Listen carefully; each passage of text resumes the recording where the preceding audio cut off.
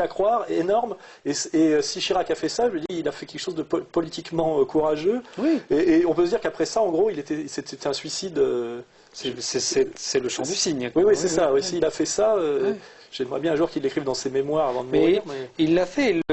Bon, l'événement est parfaitement connu au Liban. Ce qui est, là aussi, c'est quand même une chose assez bizarre au XXIe siècle. On nous explique que le monde est un village planétaire, qu'il y a une libre circulation de l'information. Or, on se rend compte, quand on travaille sur des sujets internationaux, que dans chaque pays, on connaît certaines bribes de l'histoire, mais que ça ne circule absolument pas. L'information est totalement fragmentée par les frontières nationales et plus encore par les langues.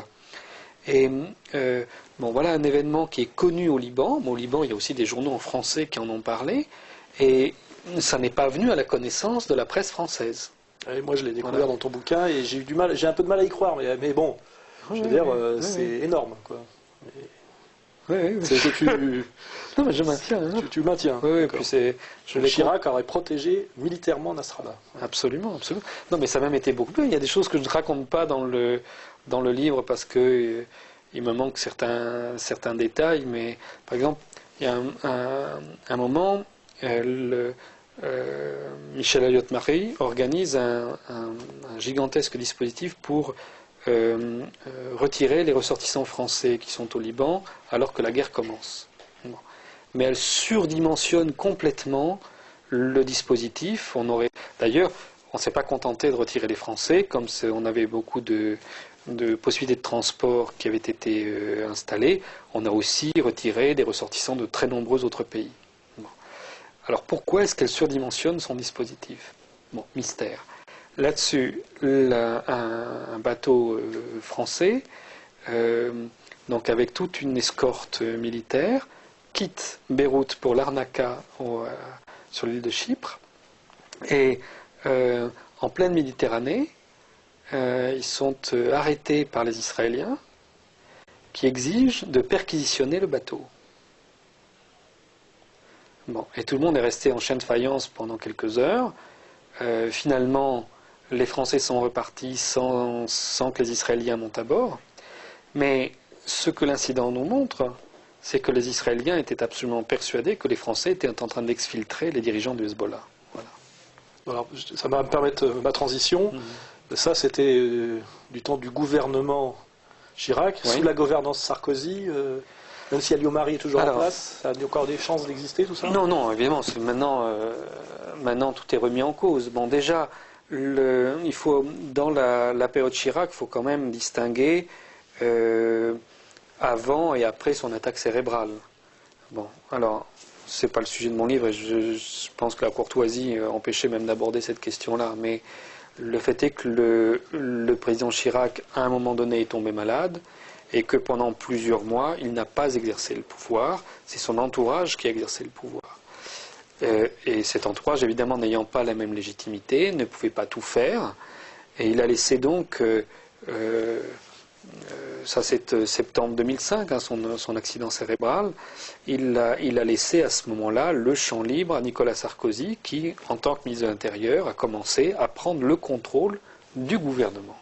Voilà.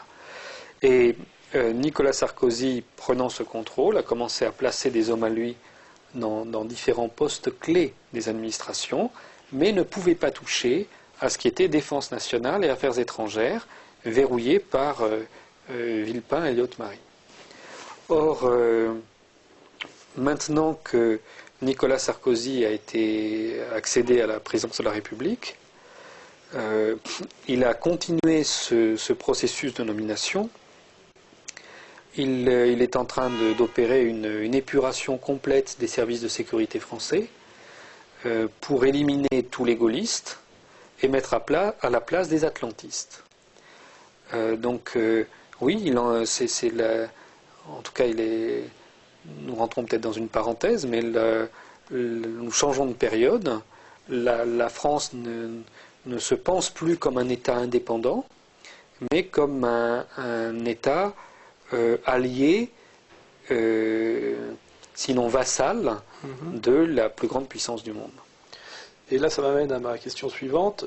Toi, on peut imaginer que ta situation était déjà un peu tendue, puisque entre ce que tu as dit sur le 11 septembre, et tu avais aussi monté Axis for Peace, sans doute avec l'aide du gouvernement russe, peut-être, non enfin Non, ça ne s'est pas passé comme ça. C'est ce qu'on a dit, mais ça ne s'est pas passé comme ça. Peut-être la sympathie des poutiniens, je ne sais pas. Ta situation maintenant en France, sous la gouvernance Sarkozy, c'est-à-dire sachant que ce que tu défends pouvait être encore un peu défendu par le Quai d'Orsay, et qu'aujourd'hui, je ne pense pas que Bernard Kouchner ait cette vision-là. Comment tu te retrouves, comment tu te sens dans ce pays-là, qui est la France? Je pense que les choses changent extrêmement vite, que autour de nous, les gens ne s'en rendent pas compte, parce que les conséquences concrètes de ces changements ne vont pas apparaître tout de suite. Mais on est en train de changer profondément le système institutionnel français et les hommes qui tiennent ce système institutionnel. La France était le dernier grand pays en Europe occidentale qui résistait à la pression des États-Unis. C'est fini. On l'a vu lors de la Deuxième Guerre d'Irak. Oui. Ça c'est fini. Et au contraire même, la France maintenant... on a entendu les déclarations de Sarkozy qui est prêt à prendre des mesures contre l'Iran hors décision de l'ONU. C'est-à-dire que ça serait une surenchère par rapport à l'ONU. Alors qu'avant, c'est pas une surenchère par rapport à l'ONU. C'est-à-dire il dit carrément que le droit international, il le méprise maintenant. Et on a un président qui dit qu'il ne veut plus du droit international. C'est ça que ça veut dire concrètement. Le droit international, c'est une construction des Français. Léon Bourgeois, Aristide Briand, etc. C'est quelque chose qui était notre histoire et qu'on vient de piétiner sans que ça émeuve autour de nous. On ne se rend pas compte des conséquences de tout ça. Pour parler des conséquences sur toi qui anime le réseau Voltaire, qui résiste, on va dire, à l'Empire, dans un pays aujourd'hui qui est soumis à l'Empire, comment ça se passe pour toi? Parce qu'il y a la vie quotidienne, il y a le concret. Au cours des dernières années, j'ai dû faire face à beaucoup d'adversités et de manière très claire. Alors jusqu'à présent, j'ai jamais expliqué tout ça en public. J'en ai jamais parlé jusqu'à quelques jours où j'ai publié en Italie, dans le cadre d'un ouvrage collectif, une explication de comment j'ai travaillé au cours des dernières années et avec quelles aides. Donc c'est clair que la France m'a assuré une protection pendant cette période. Je parle de protection, je ne parle pas d'argent, parce qu'il y a des gens qui racontent que je reçois de l'argent de partout, ça c'est complètement débile. Mais j'ai reçu la protection. D'ailleurs, si c'était possible, ça serait peut-être mieux. Ça serait lancer un appel. Dans la situation actuelle, je pense que je commencerai à m'intéresser à cette question.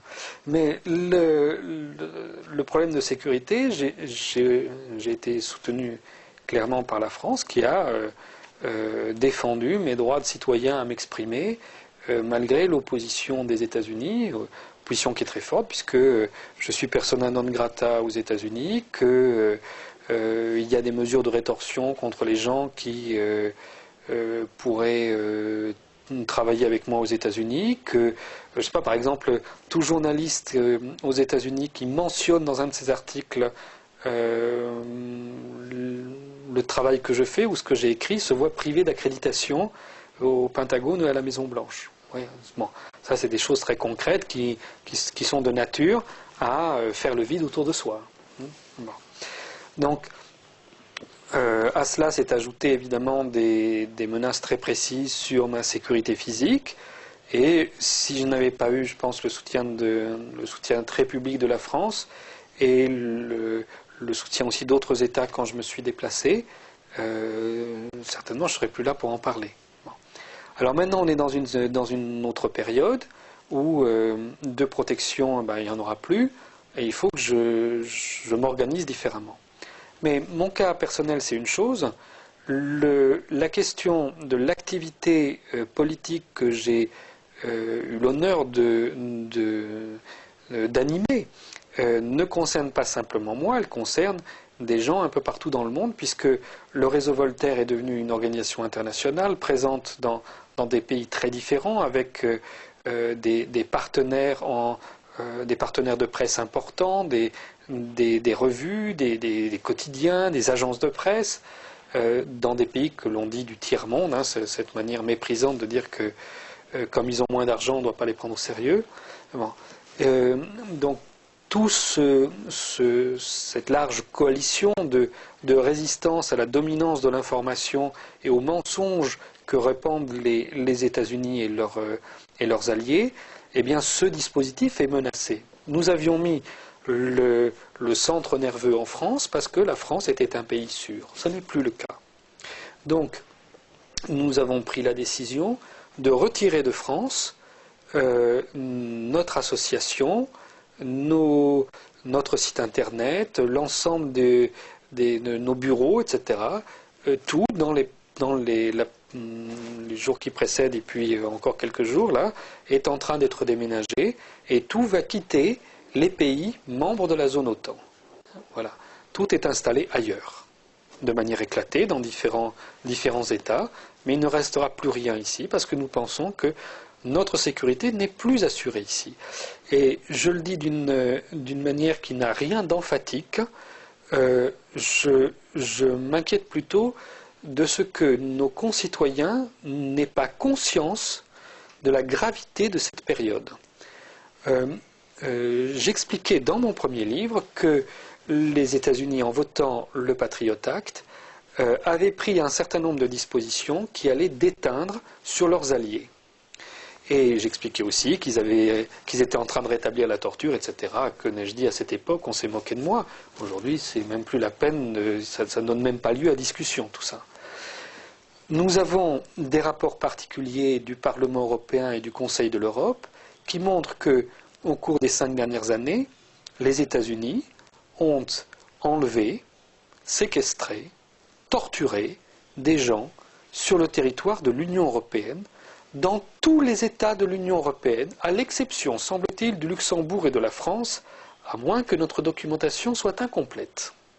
Et la question qui me vient là, oui. Est-ce que l'Europe, par rapport à la France, peut être un pôle de résistance ou c'est un pôle de soumission Non, l'Union européenne, aujourd'hui, est une simple courroie de transmission de la volonté des États-Unis. En tout cas, sur cette question des libertés individuelles, c'est évident, puisque l'Union européenne, certes, il y a eu cette commission d'enquête au Parlement européen, mais l'Union en tant que telle, ni la Commission, ni le Conseil des ministres, n'a fait quoi que ce soit dans ce domaine pour arrêter les crimes des États-Unis sur notre propre territoire européen. D'autre part, la Commission européenne a accepté des choses invraisemblables, comme la transmission aux autorités des États-Unis de toutes sortes d'informations que nos lois nationales et les traités européens interdisent de communiquer à qui que ce soit. L'exemple, c'est quand vous achetez maintenant un billet d'avion, à votre insu, le numéro de votre carte bleue, vos éléments d'identité, souvent des choses sur votre propre personnalité, par exemple votre religion, hein, qu'on va connaître par des moyens détournés, en vous demandant si vous mangez halal, kasher ou je ne sais pas dans l'avion, on va essayer de déterminer votre religion. Ce genre d'éléments va être transmis à votre insu aux autorités des États-Unis et installé dans un gigantesque fichier informatique. Pour le moment, il y a déjà plus de 60 millions de personnes qui sont dans ce fichier informatique, dont on arrive à déterminer le profil progressivement. Donc nous sommes tous, aujourd'hui, surveillés par les États-Unis avec la complicité des institutions européennes et en violation de nos lois nationales et des traités européens. Donc l'Union européenne, ce n'est pas une protection, c'est au contraire quelque chose qui trahit la confiance que nous lui avons accordée.